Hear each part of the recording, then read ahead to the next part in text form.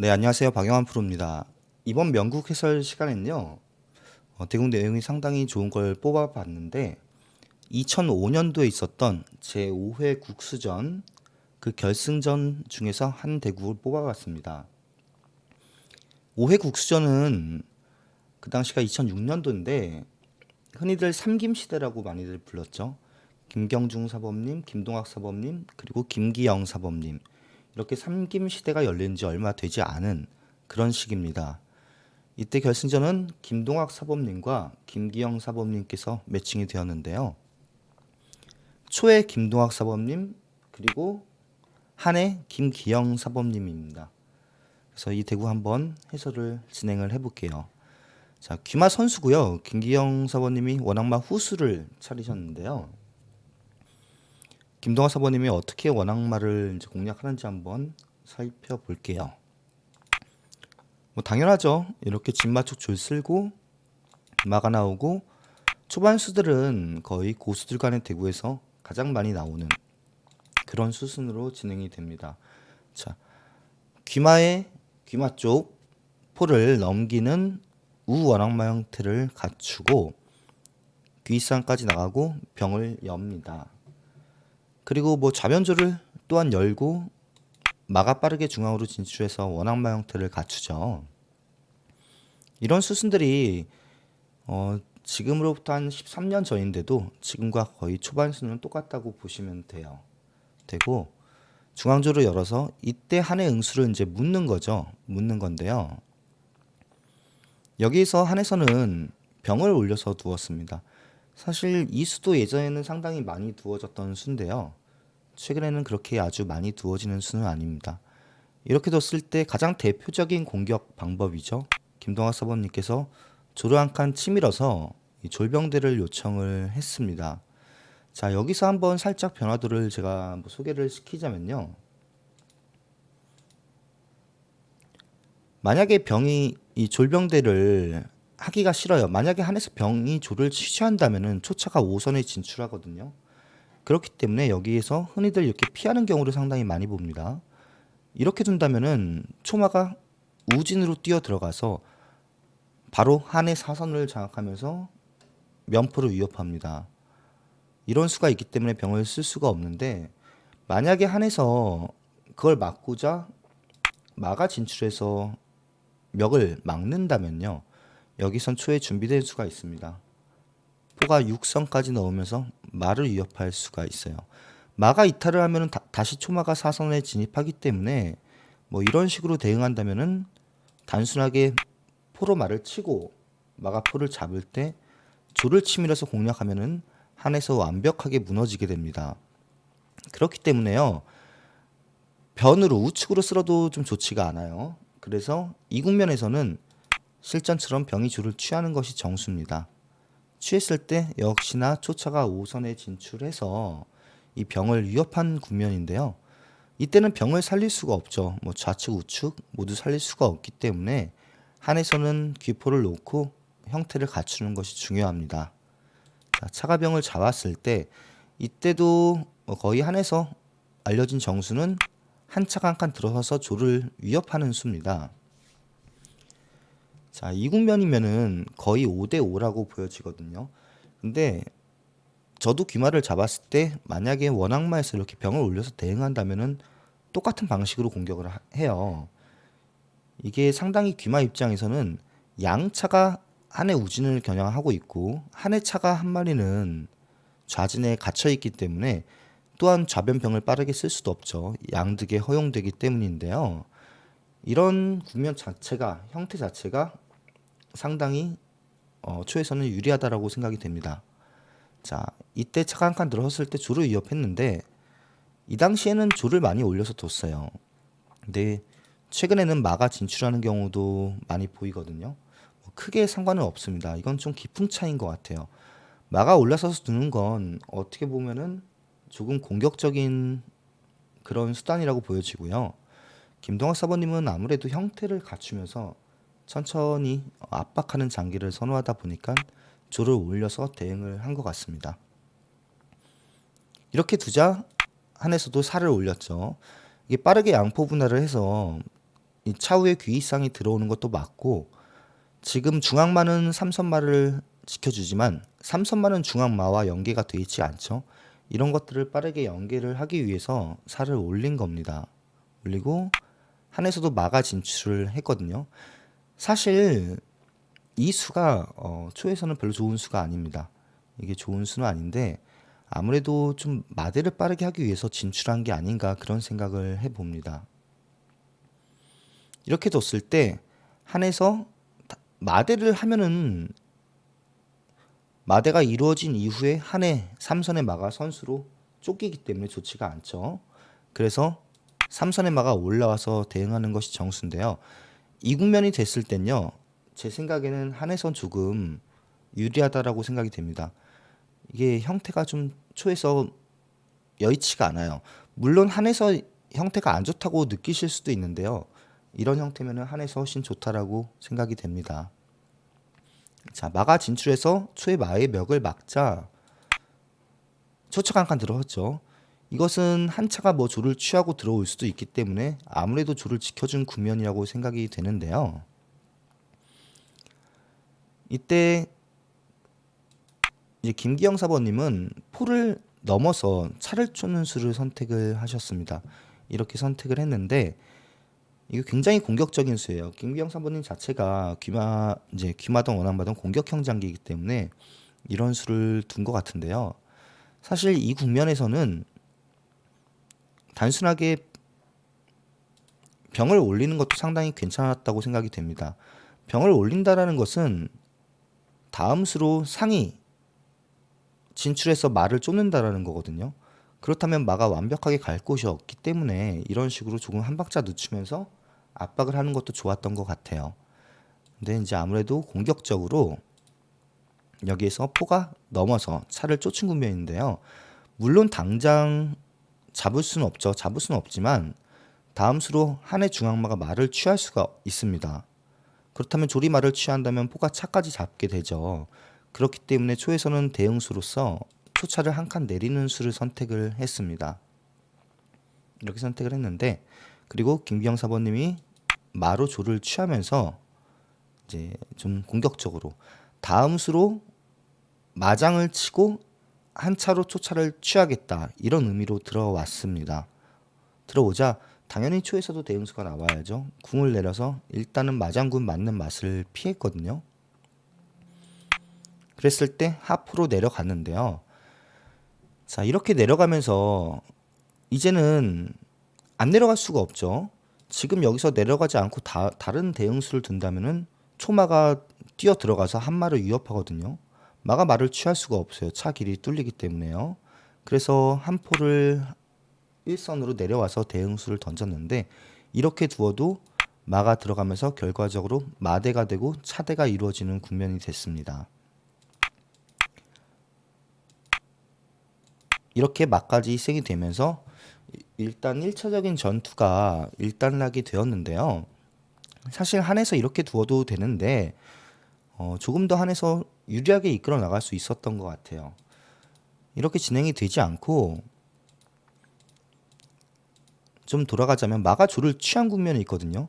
지금 한해포가 차를 쫓을 때 차가 한 칸 이제 내려갔는데 이때도 뭐 병을 올려도 이제 이때도 단순하게 포로 마를 취하는 상황이 또 성립이 됐었습니다. 마가 조를 취하는 것보다 어떻게 보면은 이 수가 더 좋았던 것 같아요. 이렇게 취한다면요. 만약에 조리포를 잡는다면은 중앙마가 진출해서 조를 위협하거든요. 지금 면포가 위협된 국면인데 초차가 만약에 마멱을 막는다면은 마가 조를 취하면서 다시 차를 위협합니다. 이게 차가 마를 잡을 수가 없죠. 이렇게 마장군에 차가 희생되기 때문에 완벽하게 초에서 무너지는 국면이 되거든요. 그래서 포가 마를 취하고 조리 포를 취했을 때 한마가 조를 취하면서 면포를 위협한다고 했을 때 초차가 막을 수가 없습니다. 어쩔 수 없이 두 칸 정도 올라서서 이런 정도 대응수를 두어야 되거든요. 이쪽 줄을 맞는 게 좀 아프다라는 거죠. 마가포를 잡는다면은 궁이 단순하게 말을 잡으면 됩니다. 요즘에는 방송대국에서 기물이 교환이 됐을 때 바로 이런 식으로 돌아가서 빅장을 부를 수가 있거든요. 근데 이 당시에는요, 이게 쌍방 모두 30점 아래로 내려가야지만 빅장을 부를 수 있었습니다. 룰이 약간 좀, 뭐 빅장 룰이 약간 틀렸다라는 거죠. 그래서 이게 돌아갈 수가 없었죠. 이 당시에는 돌아갈 수가 없었기 때문에 이런 식으로 이제 뭐 진행이 되는데, 이렇게 돼도 좀 한에서 조금 좋은 것 같아요. 한에서 좋은 것 같기 때문에 이 수가 이제 김기영 사모님은 마가조를 취했지만 제가 기보를 분석하면서 보니까 장기도사는 포가 말을 잡으라고 이런 수를 이제 추천을 했었습니다. 자, 원래대로 좀 돌아갈게요. 그래서 마가조를 취하고 궁을 내렸을 때 하프하고 마가 들어가면서 어쩔 수 없이 기물 교환이 이루어졌습니다. 마가마를 잡고 차가차를 잡고 포가차를 취하고 한해 막까지 희생이 되면서 지금 점수는 한에서 2점을 앞서고 덤까지 하면 3.5점을 총 앞서고 있지만은 상이 걸려 있는 국면이죠. 한 차가 나올 수가 없기 때문에 조금 갑갑한 부분은 분명히 있습니다. 이때 당연히 뭐 이거 상은 살릴 수가 없기 때문에 포가 돌아와서 대응을 했죠. 돌아오면서 초의 조를 위협하는 국면이죠. 이 상을 잡으면 같이 조를 취하겠다라는 거죠. 그렇기 때문에 초에서는 조를 좌로 한 칸 쓸어서 먼저 한에 포를 위협을 했습니다. 단순하게 이게 포가 돌아간다면은 돌아갈 수도 있다고 저는 생각을 하거든요. 이렇게 돌아갈 수도 있고 마가 진출할 수도 있고 이것 또한 약간 기풍 차이인 것 같아요. 뭐가 정답이 있다라기보다 기풍의 차이인 것 같은데 굉장히 한에서는 공격적으로 대응을 했습니다. 뜨면서 차와 포를 이제 A, B를 건 국면이고 초에선 당연히 조리포를 잡을 수밖에 없죠. 취하면서 포장군을 부르니까 한마가 초포를 취했습니다. 그리고 귀마가 진출해서 포가 마를 위협을 했거든요. 위협을 했을 때 마가 살을 잡았죠. 이 수도 사실 마가 포가 받쳐주고 있기 때문에 일감적으로 마가 우측살을 잡은 것 같은데요. 뭐 좌측살을 잡을 수도 있는 국면 같아요. 좌측살을 잡아도 되는 것 같은데 그래도 우측살을 잡으면서 대응수가 나왔습니다. 살을 닫자 좌변병을 열었죠. 지금 사가 말을 잡을 수가 없죠. 잡는다면 한 차가 장군 부르기 때문에 일단은 마는 아직 살아있는 거죠. 병을 열자 귀포를 안착을 했습니다. 다음 수로 포가 돌아와서 말을 취하겠다 이런 뜻이죠. 한마가 지금 나갈 이제 자리가 없기 때문인데요. 그리고 한에서는 이제는 상이 걸려있기 때문에 중앙으로 진출하면서 물론 뭐 병은 희생을 보더라도 상을 살리면서 아무래도 뛰는 기물을 살리고 둔 것 같아요. 그래서 하포를 했죠. 하포를 하면서 말을 취하겠다라는 겁니다. 그리고 병을 쓸었는데요. 지금 이렇게 병을 쓸지 않으면요. 먼저 포가 말을 잡는 국면이 된다면 병이 또다시 올라가서 피할 수밖에 없는 상황이 됩니다. 그렇기 때문에 여기선 병을 쓸어서 먼저 차가 병을 잡을 수는 없죠. 차가 병을 취한다면은 한해 마가 빠져나오면서 생명력이 보존이 되죠. 그래서 초차가 세 번째 줄을 이탈할 수가 없습니다. 그래서 두 칸을 내려가면서 결과적으로 한에서는 위험해 보였던 상과 병을 모두 다 살리는 그런 형태가 진행이 되었습니다. 그래서 한 차가 5선을 진출을 했고요. 여기서도 초포가 말을 취하면서 이제는 초차의 활동 반경이 세 번째 줄을 벗어나도 되는 거죠. 이렇게 진행이 됐고 귀포를 놓았습니다. 아무래도 이 사가 좀 위험하다 이렇게 생각을 한 것 같아요. 그래서 포를 위로 넘긴 국면이고요. 한에서는 상이 우변으로 나가서 대응을 했습니다. 한 차가 두 칸을 들어서서 이제 양득을 하자고 했기 때문에 당연히 조를 올려서 대응을 할 수밖에 없고요. 이렇게 조를 띄워서 아무래도 귀상을 좀 더 이제 지켜지는 기물이 없게 좀 약화를 시켜놓은 것 같습니다. 그리고 끝에서 두 번째 줄을 자리 잡으면서 초에서 대응수가 나오지 않는다면 다음 수로 두 칸을 내려가서 AB 양방을 걸겠다라는 거죠. 그래서 초에서는 당연히 상이 돌아올 수밖에 없고요. 그래도 두 칸을 내려서서 초의 귀이상을 위협을 했습니다. 그러니까 이렇게 두기 위해서 한 차가 두 칸 들어서서 양득을 위협하면서 조를 한 칸 진격시킨 것 같아요. 이렇게 두자 초의 귀이상을 희생시킬 수는 없죠. 상이 빠지면서 대응을 했고 한 차가 중앙을 좀 자리를 잡았습니다. 사실 일단은 이게 간접적인 위협이 되는데 크게 위협되는 수는 아니라고 생각이 되거든요. 그래도 좋은 자리를 좀 차지한 것 같아요. 한 것 같고 초에서는 조를 우로 쓸었습니다. 이게 사실 저도 이 수를 봤을 때는 어떤 순간 되게 좀 궁금했거든요. 근데 이 수를 둔 게 좀 밀고 올라가겠다 뭐 이런 수 같아요. 그래서 조를 우측으로 쓴 것 같습니다. 한에서는 궁성의 우진이 불안하기 때문에 살을 쓸어서 대응을 했고 초에서도 조를 다시 모았는데요. 역시나 한 번 더 쓰면서 이쪽에 양살을 붙이면서 우진 방어를 했습니다. 이것은 귀포가 하프로 내려간다라고 생각을 하시면 될 것 같아요. 자, 쓸었던 줄을 다시 쓸었습니다. 예, 이 형태에서 이게 좀 낫다라고 생각을 하신 것 같아요. 그래서 이렇게 단단하게 좀 형태를 갖춘 거고요. 하포를 했습니다. 이때 이 대국에서 어떻게 보면은 승패를 이제 가름짓는 그런 수가 나왔는데요.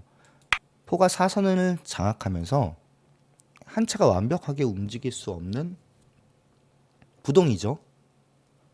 차 갈 곳이 없는 이런 형태를 만들었어요. 여기에서 사실 이게 다음 수로 초상이 우변으로 진출했다가 내려온다라는 거거든요. 이거를 김기영 사번님이 못 보진 않았을 것 같아요. 제 생각에 못 보진 않았을 것 같은데 여기서 뭐 못 봤을 수 있어요. 잘 모르겠어요. 병을 올려서 대응수를 던졌습니다. 올려서 두니까 졸병대를 요청하니까 결국 초상이 변으로 뛰고 병이조를 취하고 내려오면서 이 차가 잡히게 됐었거든요. 근데 사실 이 국면에서 이 포가 한 차의 활로를 막는 이 국면에서요. 어떻게 보면은 단순하게 포를 좌로 한 칸만 넘어서도 차가 희생이 안 되거든요. 이렇게 넘는다면은 상위 진출을 할 수가 없죠. 진출한다면은 포가 조를 먼저 취하면서 차가 두 칸을 이동할 수 있는 자리가 확보가 됩니다. 자, 그렇다고 지금 대응수가 안 나오면요. 만약에 대응수가 안 나오면은 한 포가 조를 취하거든요.